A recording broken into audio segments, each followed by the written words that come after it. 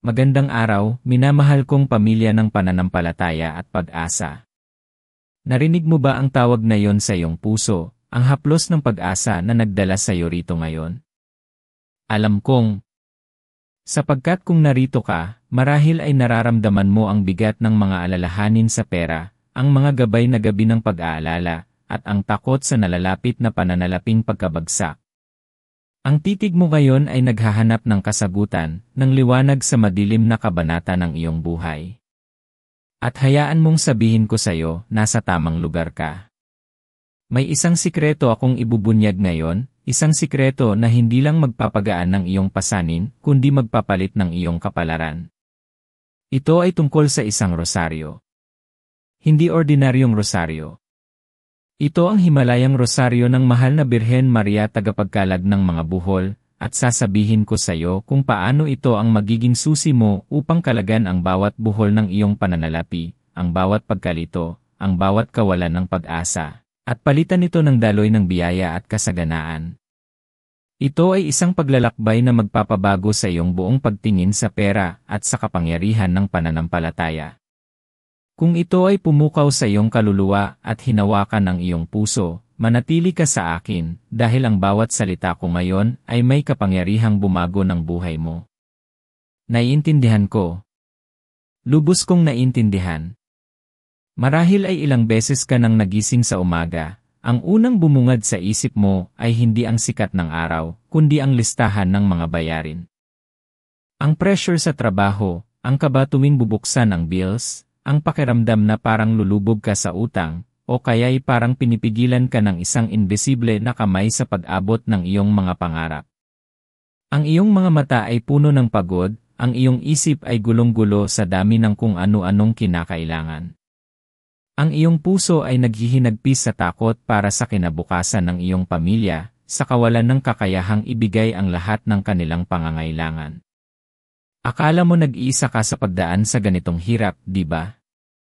Pero hindi. Libo-libo, marahil milyon-milyong mga kababayan natin ang nakakaranas din ng parehong pagsubok.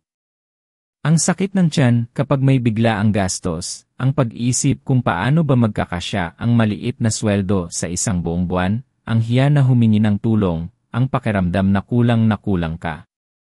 Iyan ang mga buhol.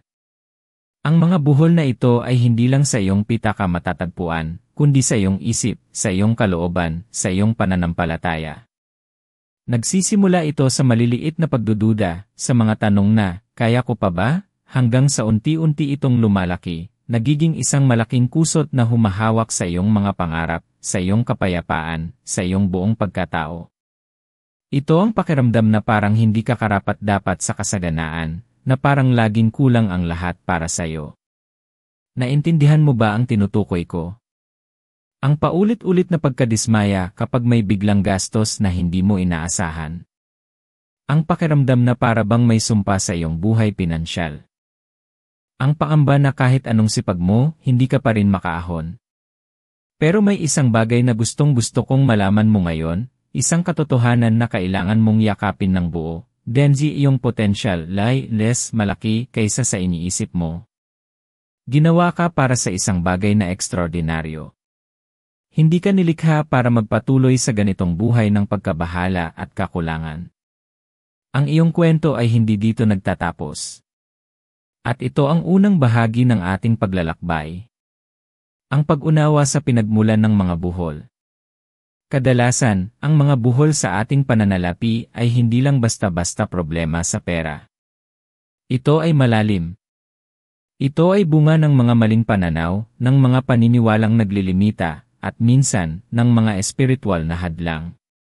Isipin mo, simula pa noong bata ka, anong mga kwento ang narinig mo tungkol sa pera? Mahirap ang buhay, ang pera ay ugat ng kasamaan, hindi tayo kailanman magiging mayaman. Ang mga salitang ito ay unti-unting nakatatak sa iyong subconscious mind at nagiging iyong katotohanan. Kaya kahit anong pagsisikap mo, parang may humihila pabalik sa iyo. Para itong isang malakas na agos na laban sa iyong kasalukuyang direksyon. At narito ang isang mahalagang pagkaunawa. Ang pera, sa kanyang pinakasimpleng anyo, ay isang enerhiya. Kapag ang iyong pananaw tungkol dito ay negatibo, kapag puno ka ng takot at kawalan ng pag-asa, ang enerhiyang ito ay nabubulok, nagiging buhol. Hindi ito dumadaloy ng maayos. Ito ang mga buhol ng takot na maghirap, ang buhol ng kawalan ng tiwala sa Diyos, ang buhol ng pagdududa sa iyong sariling kakayahan. Nagiging hadlang ito sa pagdating ng mga oportunidad, sa pagpasok ng mga biyaya, at sa pag-usbong ng iyong mga plano. Ang mundo natin ay puno ng kasaganaan, pero bakit parang hindi mo ito maabot? Dahil ang mga buhol na ito ang pumipigil sa daloy. Pero huwag kang mag-alala, aking kaibigan. Ngayon, tatanggalin natin ang mga buhol na ito isa-isa. Sa bawat buhol na kakalagan natin, makakaramdam ka ng paglaya, ng pag-asa, ng kapangyarihan na hindi mo akalaing nasa iyo. At ang magiging kaalyado natin sa laban na ito ay ang mahal na Birhen Maria tagapagkalag ng mga buhol. Ang kanyang pagmamahal ay walang hanggan, at ang kanyang kapangyarihan ay di masusukat. Pero dito nagiging interesante ang lahat. Maaaring iniisip mo, paano ba makakatulong ang isang rosaryo sa aking pananalaping problema? Ang tanong na iyan ay mahalaga, at sasagutin ko ito ng buo. Pero bago yon, may gusto akong ikwento sa iyo. May isang pamilya akong nakilala, si Aling Nena at Mang Tonyo. 50 taon na silang mag-asawa, at sa buong buhay nila, halos hindi sila nakatikim ng ginhawa. Puno ng utang, laging may sakit, at walang kaibigan. Ang kanilang mga anak ay nagkalat sa iba't ibang lugar, abala sa sariling buhay, at hindi sila matulungan. Dumating sa punto na gusto na nilang sumuko. Isang araw, narinig nila ang tungkol sa Birhen Maria tagapagkalag ng mga buhol. Sa kawalan ng pag-asa, niyakap nila ang debosyon. Araw-araw, sama-sama silang nagdarasal ng rosaryo. Pero hindi lang sila nagdarasal, kundi binabago din nila ang kanilang pananaw sa buhay. Sa loob ng ilang buwan, may biglang lumitaw na isang dating kaibigan ni Mang Tonyo. Nag-alok ng tulong, nagpautang ng walang interes, at tinulungan silang makabangon sa kanilang munting negosyo. Nagsimula silang umasenso, at unti-unting nakabayad sa utang. Pero higit pa doon, nakita ko ang pagbabago sa kanilang ilimukha. Mula sa pagiging malungkot at puno ng pag-aalala, naging punong-puno sila ng kapayapaan at pasasalamat. Ang pinakamaganda, unti-unting bumalik ang kanilang mga anak, hindi para humingi kundi para tumulong at magbigay ng pagmamahal. Ito ang kapangyarihan ng pananampalataya, na hindi lang nagpapalit ng sitwasyon, kundi nagpapabago rin ng puso. Ito ang kapangyarihan ng mahal na Birhen, na nagkalag ng mga buhol hindi lang sa kanilang pitaka, kundi sa kanilang pamilya at sa kanilang kaluluwa. Mi cuéntanos comentarios de on vos est asistindo, si esa mensagem est fazendo sentido para o seu coração. Isso me ajuda muito entender nossa família aqui, criar conteúdos ainda mais transformadores. Ngayon, dumako tayo sa ikalawang bahagi, ang kapangyarihan ng Himalayang Rosaryo. Ang rosaryo ay hindi lang simpleng koleksyon ng mga butil. Ito ay isang sandata. Isang tulay sa langit. Isang pagpapatunay ng iyong pananampalataya. At kapag idinadasal mo ito kasama ang intensyon na kalagan ang iyong mga buhol pinansyal, nagiging higit pa ito sa isang dasal, nagiging ito ay isang ritual ng pagbabago, isang deklarasyon ng tiwala sa Diyos at sa mahal na Birhen. Sino ang mahal na Birhen Maria tagapagkalag ng mga buhol? Kilala siya sa buong mundo bilang isang makapangyarihang tagapamagitan, na may kakayahang kalagan ang mga buhol na pinakamahirap kalagin sa ating buhay. Ang buhol na maaaring gawa ng pagmamaliit sa sarili, ng takot, ng kawalan ng pagpapatawad, ng galit, o kahit ng sumpa na nagmumula sa mga salita ng iba. Pero ang pinakamalalim na buhol ay ang buhol ng kawalan ng tiwala sa Diyos. Kapag nawawalan tayo ng tiwala, nagtatayo tayo ng mga pader na pumipigil sa kanyang mga biyaya na umabot sa atin. Ang mahal na Birhen Maria tagapagkalag ng mga buhol ay inilalarawan na may hawak na isang mahabang laso na puno ng mga buhol, at sa kanyang mga kamay, unti-unti niyang kinakalag ang mga ito. Ang mga buhol na ito ay sumisimbolo sa ating mga problema, sa ating mga paghihirap, sa mga bagay na humahadlang sa ating kapayapaan at kaligayahan. At ang kanyang misyon ay kalagin ang mga ito, sa pamamagitan ng kanyang pagmamahal at paglilingkod sa kanyang anak, si Jesus. Ngayon, paano natin gagamitin ang rosaryo na ito sa ating pananalaping pagkabagsak? Ang unang hakbang ay ang pagkakaroon ng tamang intensyon. Hindi lang basta humingi. Kailangan mong maniwala na ang Diyos ay may kakayahang magbigay ng kasaganaan, at na ang mahal na birhen ay handing mamagitan para sa iyo. Hindi ka humihingi ng pera para lang maging mayaman, kundi humihingi ka ng kakayahan na maging isang katiwala ng kanyang mga biyaya, na magamit ang pera para sa kabutihan, para sa iyong pamilya, at para sa paglilingkod. Ito ay isang napakalaking pagkakaiba. Kung humihingi ka para lang sa pansariling kapakinabangan na walang pagmamahal sa iba, ang daloy ay hindi magiging malakas. Pero kung humihingi ka para maging instrumento ng pagmamahal, ng pagbabahagi, ng pagtulong, ang kalangitan ay bubuksan para sa iyo. Ang ikalawang hakbang ay ang pagkakaroon ng isang rosaryo. Mas maganda kung mayroon kang isang pisikal na rosaryo na hahawakan mo. Ang bawat butil, ang bawat krus, ay nagiging isang conduit, isang daluyan ng enerhiya at pananampalataya. Kapag hinahawakan mo ang rosaryo, nararamdaman mo ang pisikal na koneksyon sa iyong pananampalataya, sa milyon-milyong nagdarasal kasama mo at sa mahal na birhen mismo. Ang ikatlong hakbang, at ito ang sekreto na hindi mo kailanman maririnig sa ibang tao, ay ang pagkilala sa mga buhol. Bago ka magsimulang magdasal, kailangan mong kilalanin ang mga buhol sa iyong buhay. Isulat mo ito. Huwag mong itago. Ilabas mo ang lahat ng takot mo sa pera, ang utang na hindi mo malaman kung paano babayaran. Ang kawalan ng trabaho o ang trabahong kulang ang sweldo. Ang kawalan ng ipon para sa kinabukasan. Ang takot na magkasakit at walang pambayad. Ang pagdududa sa iyong kakayahang kumita ng sapat. Ang paninibugho sa iba na tila masagana. Ang bawat isa sa mga ito ay isang buhol. At sa bawat buhol, ilagay mo ang pangalan ng mahal na birhen. Sabihin mo, Birhen Maria tagapagkalag ng mga buhol, kalagan mo ang buhol na ito ng utang. Sabihin mo ito ng may puso, ng may buong pananampalataya. Ngayon, pag-usapan natin ang mga biblikal na pundasyon ng kasaganaan. Hindi ito tungkol sa magic o instant riches. Ito ay tungkol sa prinsipyo ng Diyos para sa kasaganaan. Tandaan mo ang Jeremias 20:11, sapagkat nalalaman ko ang mga panukala ko sa inyo, sabi ng Panginoon, mga panukala sa kapayapaan at hindi sa kasamaan, upang bigyan kayo ng kinabukasan at pag-asa. Ang Diyos ay may plano para sa iyo, at ang planong iyon ay hindi plano ng pagkabagsak. Ito ay plano ng kapayapaan, ng kinabukasan, at ng pag-asa. Ito ay kasaganaan. Ang Filipos 4:19 naman ay nagsasabing, at pupunan ng aking Diyos ang bawat pangangailangan nyo ayon sa kanyang kayamanan sa kaluwalhatian kay Kristo Jesus. Hindi niya sasabihin, bahala ka sa buhay mo. Sinasabi niya, pupunan niya ang iyong pangangailangan.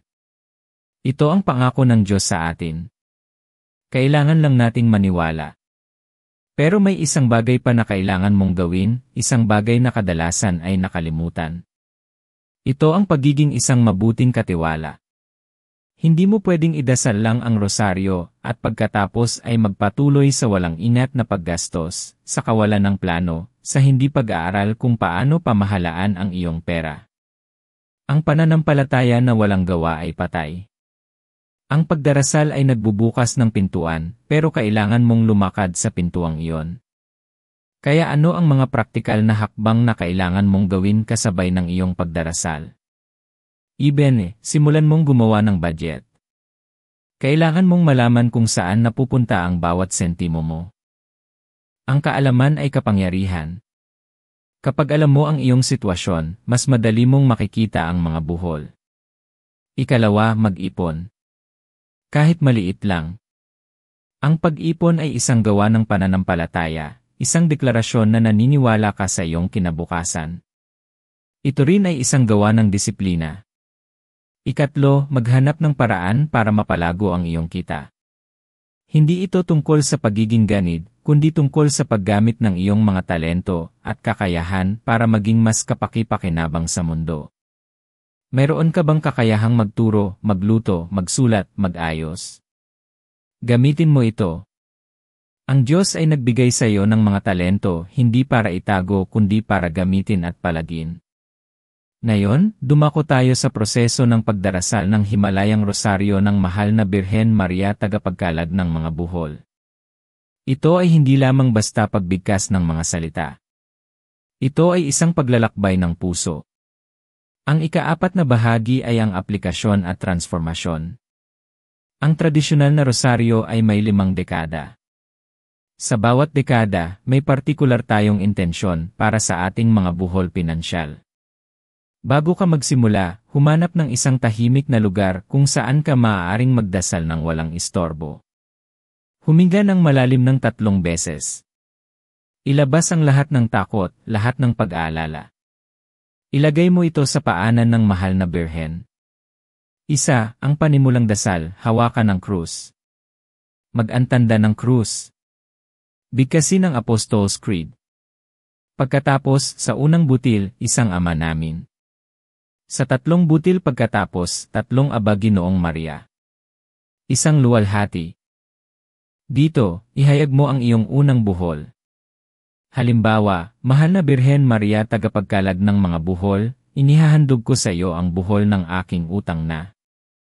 Naway sa pamamagitan ng iyong makapangyarihang pamamagitan, ang buhol na ito ay makalagan at ako ay makalaya. 2. Unang misteryo, ang pagpapahayag ng Anghel Gabriel kay Maria. Sa misteryong ito, pagnilayan natin ang simula ng pagliligtas.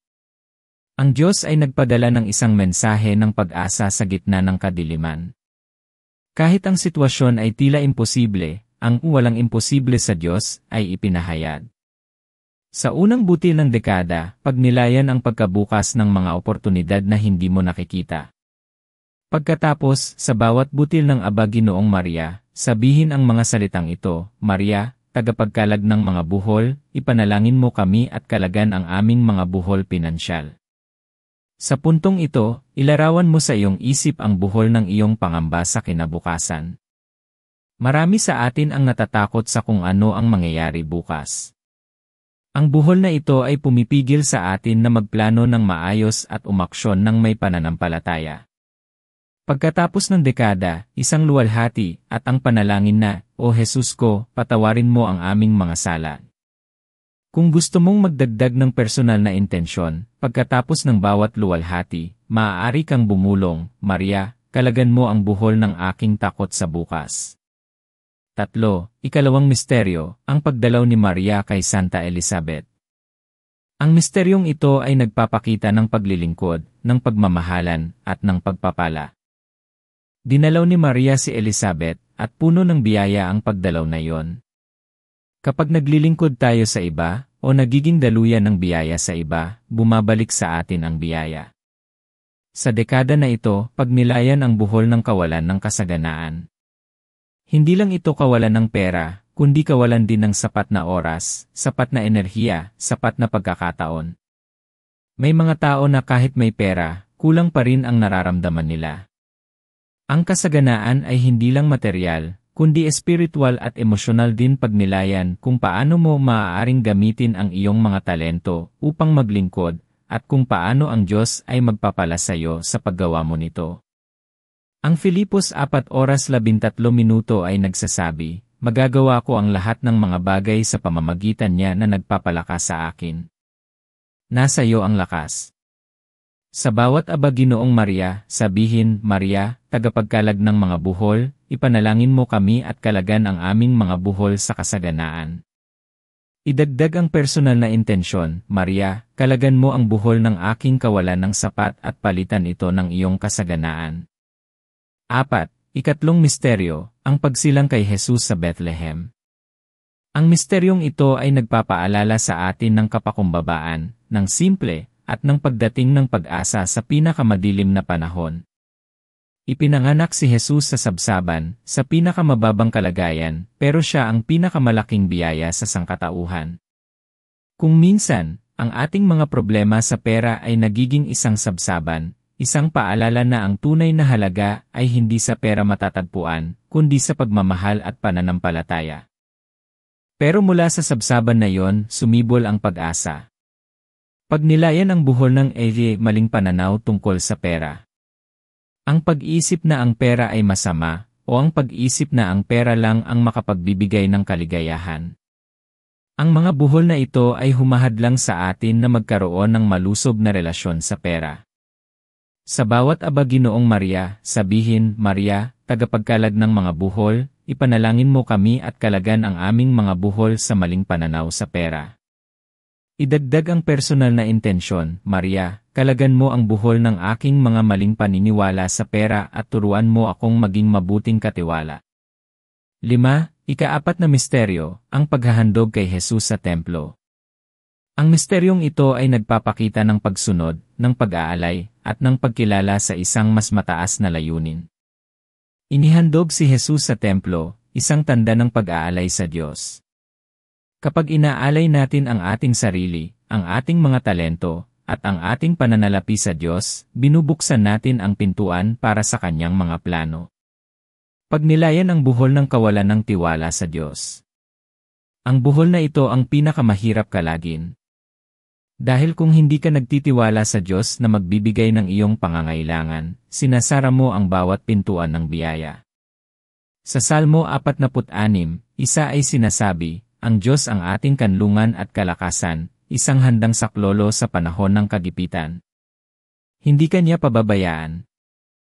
Sa bawat aba Ginoong Maria, sabihin, Maria, tagapagkalag ng mga buhol, ipanalangin mo kami at kalagan ang aming mga buhol sa kawalan ng tiwala sa Diyos. Idagdag ang personal na intensyon, Maria, kalagan mo ang buhol ng aking pagdududa at palakasin mo ang aking pananampalataya sa banal na probisyon. 6. Ika-5 misteryo, ang pagkakatuklas kay Jesus sa templo. Ang misteryong ito ay nagpapakita ng paghahanap, ng pagkatuto, at ng pag-unawa. Nawala si Jesus at natagpuan siya sa templo, nagtuturo at nakikinig. Kung minsan, nawawala tayo sa ating pinansyal na buhay, pero sa paghahanap sa Diyos, sa pag-aaral ng Kanyang mga prinsipyo, matutuklasan natin ang Kanyang karunungan na magbibigay ng solusyon. Pagnilayan ang buhol ng pagkabagsak. Ang takot na mawala ang lahat, ang pakiramdam na wala ng pag-asa. Ang buhol na ito ay pilit na gumagapos sa atin. Ngunit ang pagkabagsak ay hindi wakas, kundi simula ng isang bagong kabanata, isang pagkakataon para sa muling pagbangon, mas matatag, mas matalino. Tandaan mo ang 2 Korinto 5:17, kaya't kung ang sinuman ay na kay Kristo, siya'y isang bagong nilalang, lumipas na ang mga dating bagay, narito, ang lahat ay nagiging bago. Ikaw ay binago na, hindi na ikaw ang dating ikaw. Sa bawat aba Ginoong Maria, sabihin, Maria, tagapagkalag ng mga buhol, ipanalangin mo kami at kalagan ang aming mga buhol sa pananalaping pagkabagsak. Idagdag ang personal na intensyon, Maria, kalagan mo ang buhol ng aking pagkabagsak at ipagkaloob mo ang bagong simula at kasaganaan. Pagkatapos ng 5 dekada, bigkasin ang Salve Regina at ang panalangin sa Birhen Maria tagapagkalag ng mga buhol. Ang panalangin na ito ay makapangyarihan at direktang humihingi ng kanyang pamamagitan. Narito ang isang halimbawa ng panalangin na maaaring gamitin, O Birhen Maria, mahal na ina ng Diyos, sa iyong mga kamay ay naroon ang mga buhol ng buhay. Ikaw na nakakalag sa bawat buhol, nakikita mo ang lahat ng buhol na nakagapos sa akin, sa aking pananalapi, sa aking kinabukasan, sa aking pamilya. Ina ng Panginoon, na lagi mong inaalay sa Diyos ang iyong buong buhay, tinatanggap mo na may kababaang loob ang bawat buhol na dumaraan sa iyong mga kamay. Ina, ngayon, ilalagay ko sa iyo ang laso ng aking buhay. Humingi ako ng kapatawaran sa aking mga pagkakamali at kasalanan. Maria, tagapagkalag ng mga buhol, ipanalangin mo ako. Sa pamamagitan ng iyong makapangyarihang pamamagitan, kalagan mo ang mga buhol na ito ng aking pinansyal na pagkabagsak. Alisin mo sa akin ang takot, ang kawalan ng pag-asa, ang pagdududa, at ang lahat ng bumubuhol sa aking kakayahang umasenso. Gabayan mo ako, Ina, sa paggawa ng matalinong desisyon. Ipadala mo sa akin ang mga tamang tao, ang mga tamang oportunidad. Tulungan mo akong maging mabuting katiwala ng mga biyayang ipagkakaloob ng Diyos. Alam kong ang Diyos ay may panukala para sa akin, at ang panukalang iyon ay para sa kapayapaan at kasaganaan. Sa iyong mga kamay, Ina, inilalagay ko ang aking buong pagkatao, ang aking mga pangarap, ang aking kinabukasan. Salamat, mahal na Ina, sa iyong walang sawang pagmamahal at pamamagitan. Amen. Ang susunod na mahalagang punto ay ang pagpapanatili ng iyong mentalidad. Hindi sapat na magdasal lang. Kailangan mong baguhin ang iyong saloobin. Ang mga positibong pagpapatunay ay napakalakas. Sabihin mo sa iyong sarili araw-araw, ako ay karapat-dapat sa kasaganaan. Ang pera ay dumadaloy sa akin ng madali at walang kahirap-hirap. Ako ay isang magnet sa mga oportunidad at biyaya. Ang Diyos ay nagbibigay ng lahat ng aking pangangailangan. Ako ay may kakayahang pamahalaan ang aking pera ng may karunungan. Ito ay hindi pagiging arogante. Ito ay pagtanggap sa katotohanan ng kung sino ka sa paningin ng Diyos. Ikaw ay kanyang anak at gusto niya ang iyong kasaganaan, hindi lang sa pera kundi sa lahat ng aspeto ng iyong buhay. Sa paglalakbay na ito, maaaring may mga pagkakataon na babalik ang pagdududa. Normal lang iyon. Ang mga buhol ay hindi agad-agad nawawala. Pero tandaan mo, ang iyong pananampalataya ay tulad ng isang buto. Kailangan itong diligan araw-araw, alagaan. Kung bumalik ang pagdududa, magdasal muli. Manatili sa pananampalataya. Ang iyong pagpupursige ay tanda ng iyong lakas. At ngayon, dumating tayo sa ikalimang bahagi, ang pagsasama-sama ng espiritual at praktikal na aksyon. Ang mahal na Birhen Maria ay hindi lang nagpapawalang bisa ng mga buhol. Nagbibigay din siya ng kalinawan ng isip, ng karunungan, at ng lakas ng loob na gumawa ng mga tamang desisyon. Kaya, habang ikaw ay nagdarasal, buksan mo ang iyong sarili sa mga inspirasyon. Maaaring bigla kang makaisip ng isang ideya para sa negosyo, o isang paraan upang mag-ipon, o isang tao na maaaring makatulong sa iyo. Huwag mong balikwalain ang mga ideyang ito. Ito ay maaaring ang sagot sa iyong mga dasal. Maging bukas sa pag-aaral. Magbasa ng mga libro tungkol sa personal finance. Manood ng mga videos tungkol sa pamamahala ng pera. Kung minsan, ang pagkalag ng buhol ay nangangahulugan ng pagkuha ng bagong kaalaman. Isang huling bagay ang pagiging bukas palad. Kapag nagsimulang dumaloy ang kasaganaan sa iyo, huwag mong kalimutan ang pinagmulan nito.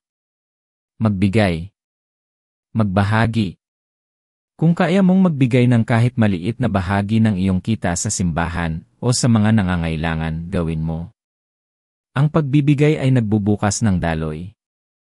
Hindi ka nawawalan kapag nagbibigay ka, nagbubukas ka lang ng mas maraming pinto para sa mas maraming biyaya na pumasok sa iyong buhay. Tandaan ang Salmo 23, ang Panginoon ang aking pastol, hindi ako magkukulang. Ang pangako na ito ay para sa iyo, at para sa mga taong bukas palad. Minamahal kong pamilya, ang iyong potensyal ay walang hangganan. Ginawa ka para sa isang buhay na puno ng kasaganaan at kapayapaan. Ang mga buhol sa iyong pananalapi ay hindi ang iyong kapalaran.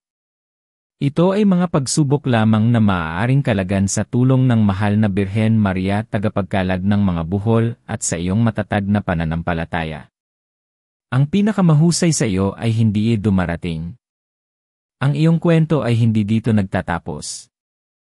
Ngayon, binibigyan kita ng kapangyarihan na baguhin ang iyong buhay, isang rosaryo sa bawat pagkakataon, isang buhol sa bawat dasal.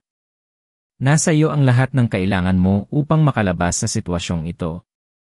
Nasa iyo ang lakas, ang pananampalataya, ang pag-asa, at ang pagmamahal ng Diyos at ng mahal na Ina. Huwag kang sumuko. Huwag kang mawalan ng pag-asa. Ang liwanag ay paparating na. Hawakan ang iyong rosaryo. Magsimula kang magdasal. Maniwala ka. Ang mga buhol ay kakalagan na. Ngayon, sama-sama tayong manalangin ng buong puso at kaluluwa para sa pagkalag ng bawat buhol na gumagapos sa ating pinansyal na buhay. O mahal na Birhen Maria, aming tagapagkalag ng mga buhol, Ina ng Diyos at Ina namin, lumalapit kami sa iyong paanan ngayong sandali na may buong pagpapakumbaba at pananampalataya. Ina, nakikita mo ang bigat ng aming mga pasanin, ang mga buhol ng aming pananalaping pagkabagsak, ang mga alalahanin na bumubulabog sa aming puso at isipan. Ang buhol ng utang, ang buhol ng kakulangan, ang buhol ng kawalan ng trabaho, ang buhol ng takot sa kinabukasan, ang buhol ng kawalan ng tiwala sa banal na probisyon. Inihahandog namin sa iyo ang aming mga puso, puno ng pag-asa at pagmamahal. Ibinibigay namin sa iyo ang bawat buhol na unti-unting lumalalim at tila mahirap ng kalagan. Ina, ikaw na puno ng biyaya, ikaw na nakakalag ng bawat buhol sa buhay ng sangkatauhan, kami po ay lumuluhod at humihingi ng iyong makapangyarihang pamamagitan. Ipanalangin mo kami sa iyong anak na si Jesus, aming Panginoon, na buksan ang mga pintuan ng biyaya, ng kasaganaan, at ng mga oportunidad na pinipigilan ng mga buhol na ito. Ipagkaloob mo sa amin, Ina, ang karunungan upang gumawa ng matalinong desisyon, ang disiplina upang pamahalaan ang aming mga pinagkaloob, at ang lakas ng loob upang harapin ang bawat hamon. Hayaan mo kaming maging daluyan ng iyong pagmamahal at mga biyaya, upang sa pagtanggap namin ng kasaganaan, kami rin ay makapagbahagi sa aming kapwa at maging instrumento ng iyong pagmamahal. Linisin mo ang aming isipan sa mga maling paniniwala tungkol sa pera at kasaganaan, at punan mo kami ng pananaw ng pag-asa at pagtitiwala. Mahal na Ina, tagapagkalag ng mga buhol, kalagan mo ang bawat buhol sa aming buhay pinansyal, at palitan mo ito ng daloy ng walang hanggang biyaya ng Diyos. Kami ay naniniwala na sa iyong pamamagitan, ang lahat ay posible. Maraming salamat, mahal na Ina, sa iyong pagmamahal at patuloy na pamamagitan. Sa ngalan ng Ama, at ng Anak, at ng Espiritu Santo. Amen.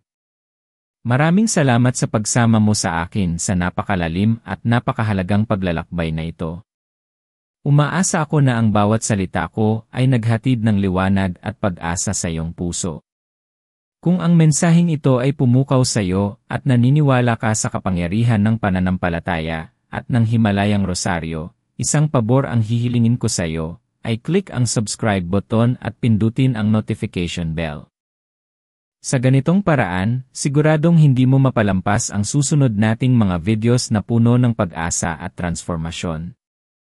At syempre, huwag kalimutang i-like ang video na ito at ibahagi ito sa isang taong alam mong nangangailangan ng mensaheng ito. Alam kong marami sa atin ang naghahanap ng kasagutan. Maaaring ikaw ang maging instrumento ng pag-asa sa buhay ng iba. May isa pa akong video na lubos na makakatulong sa iyo kung paano mo palalong mapapalakas ang iyong pananampalataya sa gitna ng pagsubok. Ay click mo lang ito at itutuloy natin ang ating paglalakbay. Tandaan mo, hindi ka nag-iisa.